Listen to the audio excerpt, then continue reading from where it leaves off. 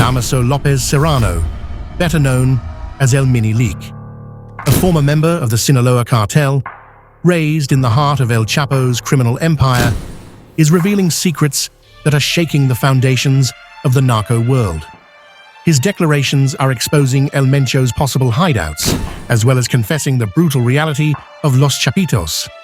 According to El Mini Leak, El Mencho is hiding in a labyrinth of tunnels in the Golden Triangle between Jalisco, Michoacán, and Colima. To understand how El Mini Leak came to possess such valuable and dangerous information, we must go back to its origins. Damaso Lopez Serrano was born on November 23, 1987, in Sinaloa, Mexico. His father, Damaso Lopez Núñez, known as El Licenciado, initially worked as a public servant in the judicial police and as an agent of the public prosecutor's office. This seemingly respectable position hid the beginning of a career that would soon plunge him into the world of organized crime.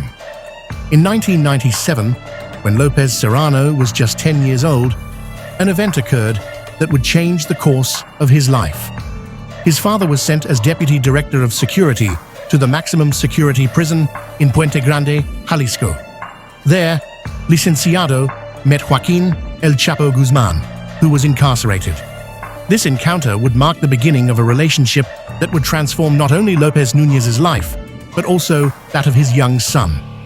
Corruption spread quickly in the prison.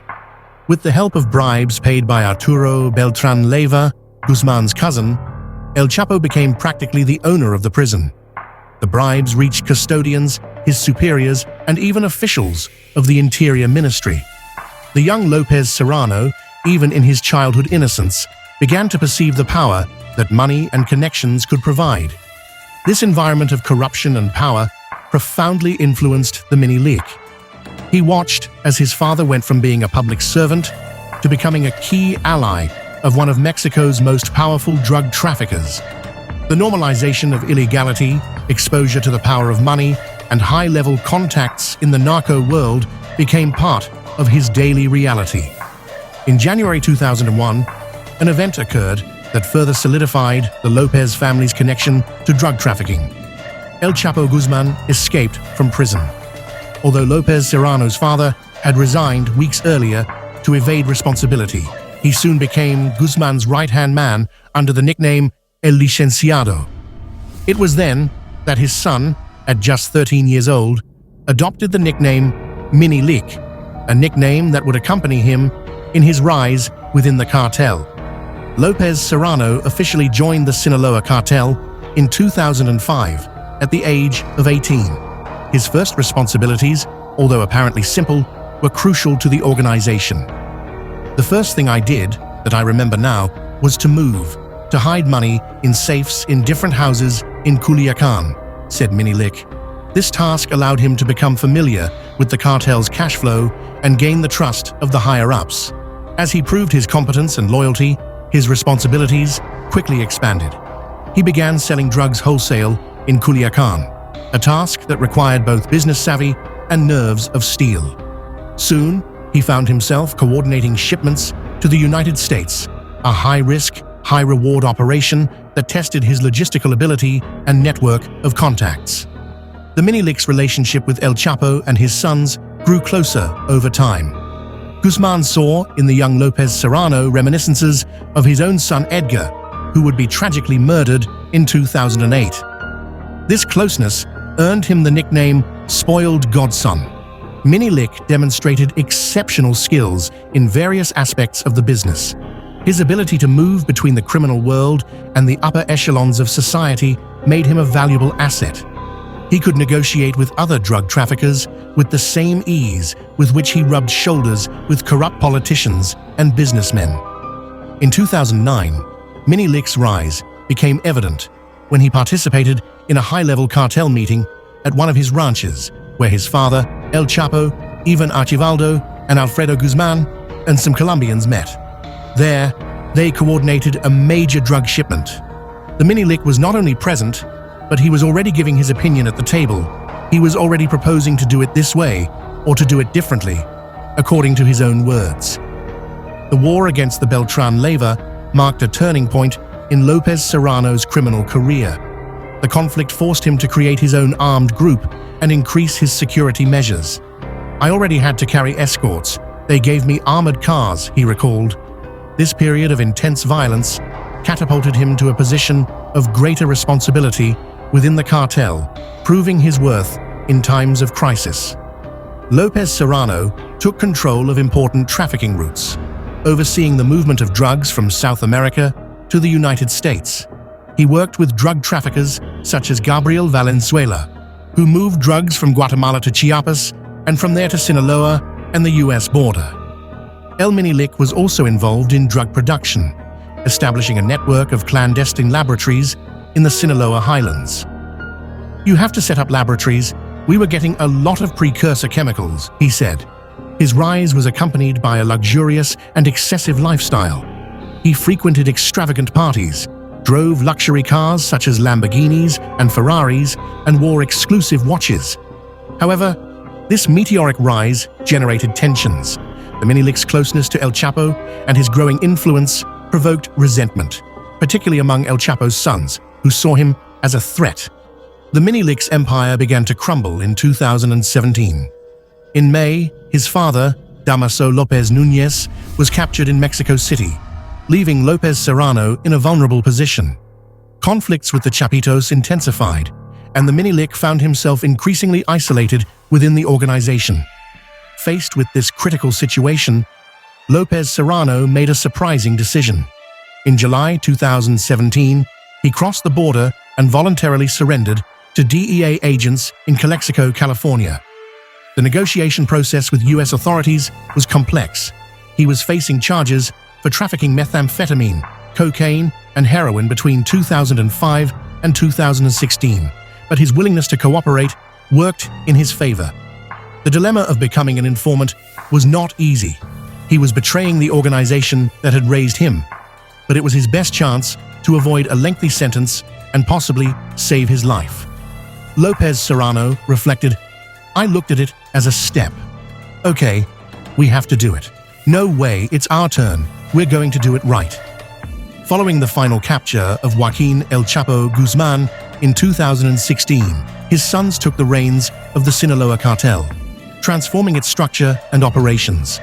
The so-called Chapitos, Iván Archivaldo, Jesus Alfredo, Ovidio, and Joaquin Guzmán, emerged as the new power figures within the organization. Iván Archivaldo, the eldest, is emerging as the nominal leader.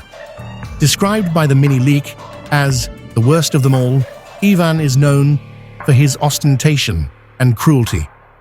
When you get to know him well, you realize that he doesn't care about anything, and he doesn't care about anything or anyone, as long as he's doing well.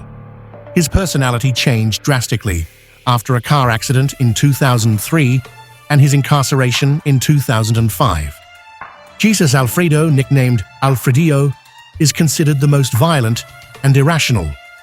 When he is in his five senses, he is normally violent, but when he is drunk, he is violent on another level. He is like someone crazy that you can't control, says the Minilik. Paradoxically, Alfredo is known for taking his Pomeranian dog, Blue, everywhere with him, even to meetings of drug traffickers. Ovidio, known as El Raton, is described as the most obedient and submissive of the brothers, but also the most agile in business. He studied business administration at the Tecnológico de Monterrey and has demonstrated a particular ability to make a lot of money in drug trafficking. Joaquin, whom the least publicly known, considers himself the smartest of the brothers. He prefers to operate in the shadows, avoiding media attention and keeping a low profile. The hierarchy within the group is not clearly defined, with siblings assuming different roles according to their abilities. However, internal tensions and rivalries are evident, especially between the children of different mothers. The fentanyl business marked a before and after in the Sinaloa Cartel's operations. According to El Minilik, the incursion into this market began at the end of 2014. At that time, it wasn't known as fentanyl, they called it synthetic Shiva or synthetic heroin, explained Lopez Serrano. The organization sent a person to China to investigate the production process and establish contacts with precursor chemical suppliers. El Chapo initiated production, followed by El Mayo Zambada and then Los Chapitos. Production routes were mainly established in clandestine laboratories in Sinaloa, while distribution is carried out through a complex network that includes cross-border tunnels and land and sea routes to the United States. The profits from the fentanyl business are astronomical. According to Global Financial Integrity, the global fentanyl market is valued at $652 billion, generating $150 billion a year in the United States alone. The impact on the opioid crisis in the US has been devastating. The DEA attributes 73,000 deaths annually to fentanyl produced by the Sinaloa Cartel, 66% of all overdose deaths in the US. The methods of violence and territorial control employed by Los Chapitos are extremely brutal. They even create a Roman Colosseum-style Roman Colosseum on a ranch on the outskirts of Culiacan, where they force their victims to fight to the death against each other. For example, robbers, thieves, or enemies were picked up and put to fight among themselves until they killed each other. It was a fun, like in the times of Rome in the Colosseum. Sometimes they would give them a knife, and people would bet, let's see how much. They promised them, whoever wins will spare his life, Lopez recounted. Other torture methods include throwing victims into cages with tigers. El Minilik recounts how one of his drivers was thrown to the tiger for allegedly stealing from the cartel. The animal tore off his hand and genitals before killing him. To maintain territorial control, Los Chapitos have established a system of widespread extortion. They charge fees to legal and illegal businesses, from mines to fishermen, beer sales to prostitution. They charge them for protection. You pay me, or I won't let you work, Lopez Serrano explains. Los Chapitos have taken criminal innovation to new levels. They use advanced technology to evade authorities, including drones for surveillance and encrypted communications to coordinate operations. The diversification of their illegal businesses is impressive. In addition to drug trafficking, they have expanded into fuel theft, human trafficking, extortion, and piracy. In 2014, there were problems because they not only caught drug dealing, but they also began to see slot machines, pirated cigarettes, and they charged for prostitution, the sale of pirated movies and DVDs as well, anything they could get their hands on, even gasoline theft, revealed Minilik. His money laundering strategies are sophisticated, involving legitimate business and international financial operations. Iván Archivaldo, in particular, has expressed his desire to emulate the Russian mafia in terms of criminal diversification and territorial control.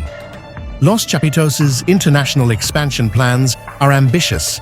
They have established connections in Europe, Asia, and Africa, seeking new markets for their drugs and other illicit activities.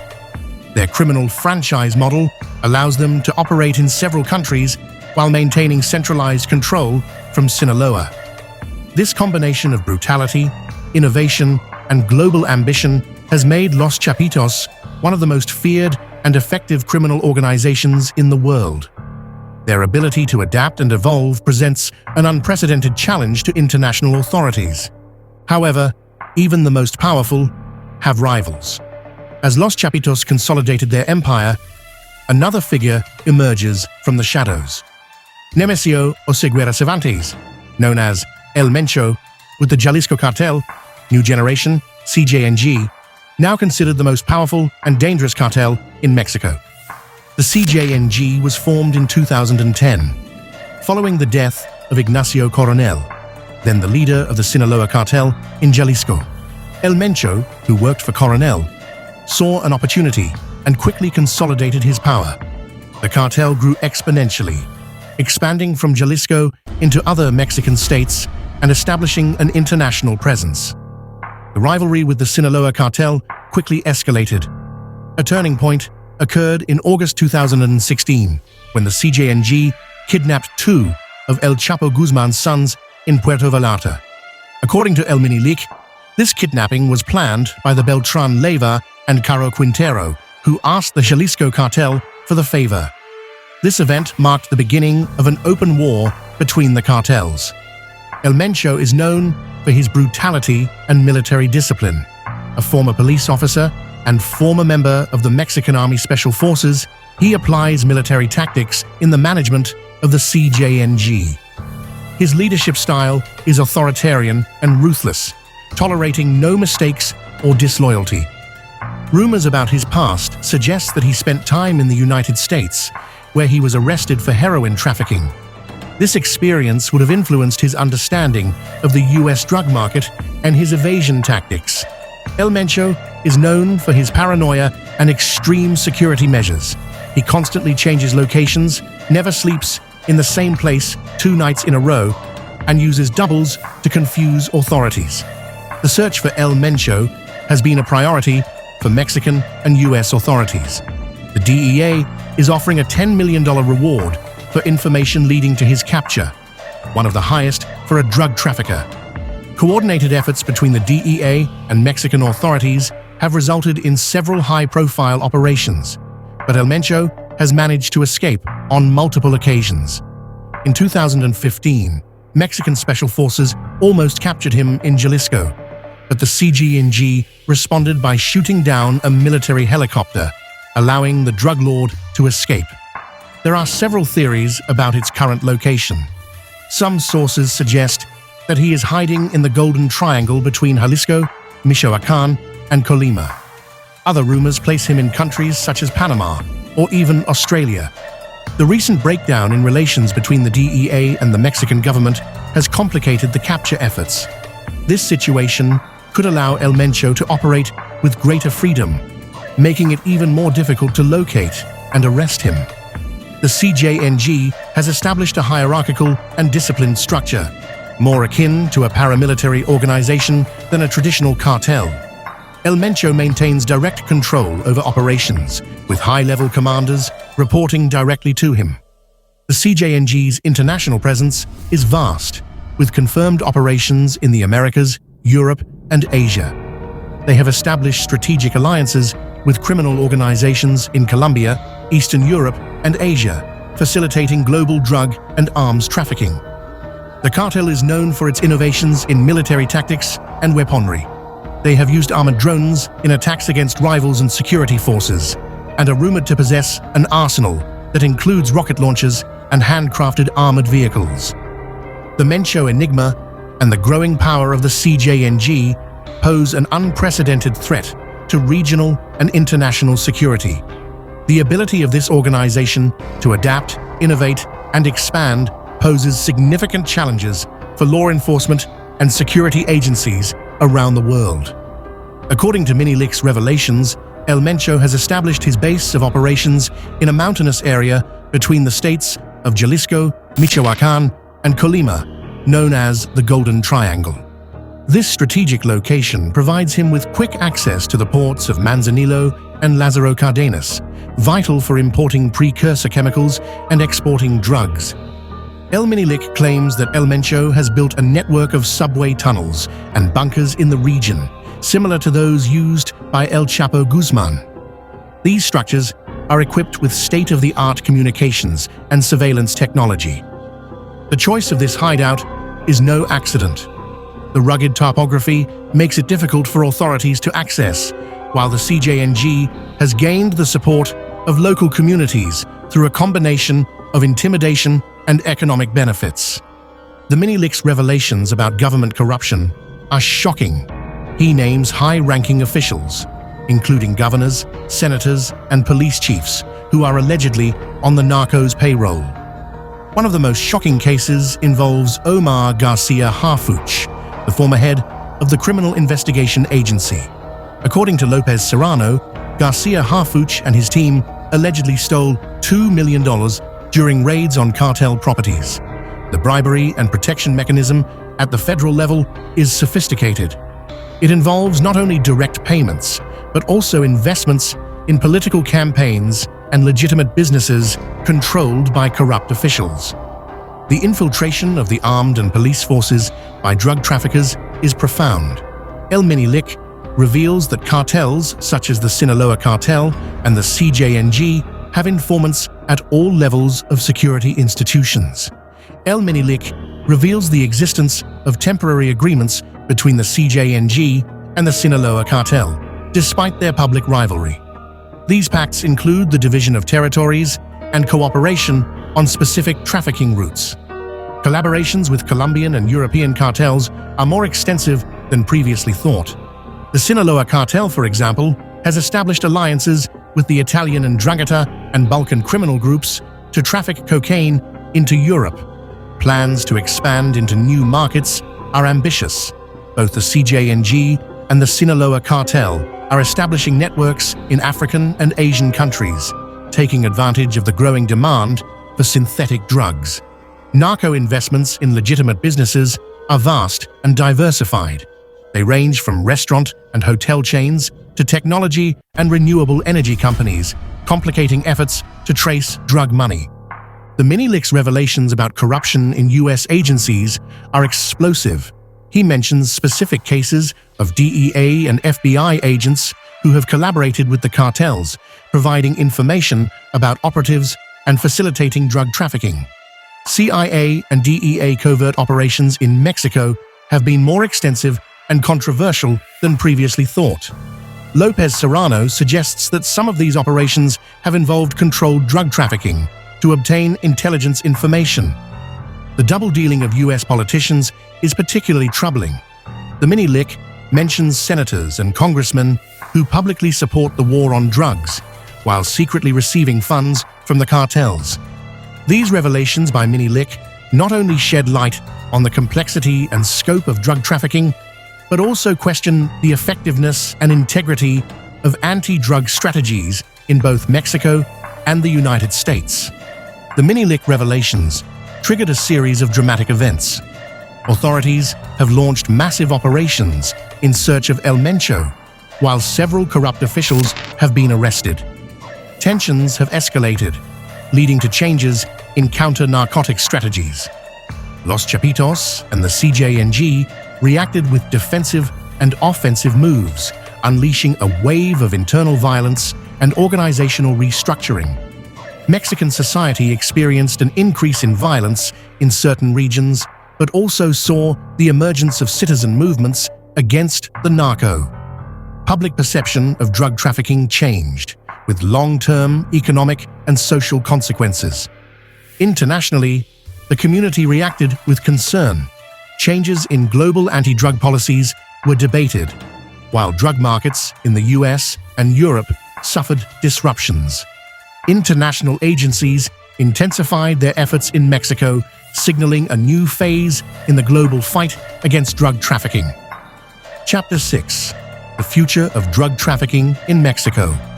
Mexico's drug trafficking landscape is constantly evolving. The possible capture of El Mencho could destabilize the CJNG, but also open up space for new leaders.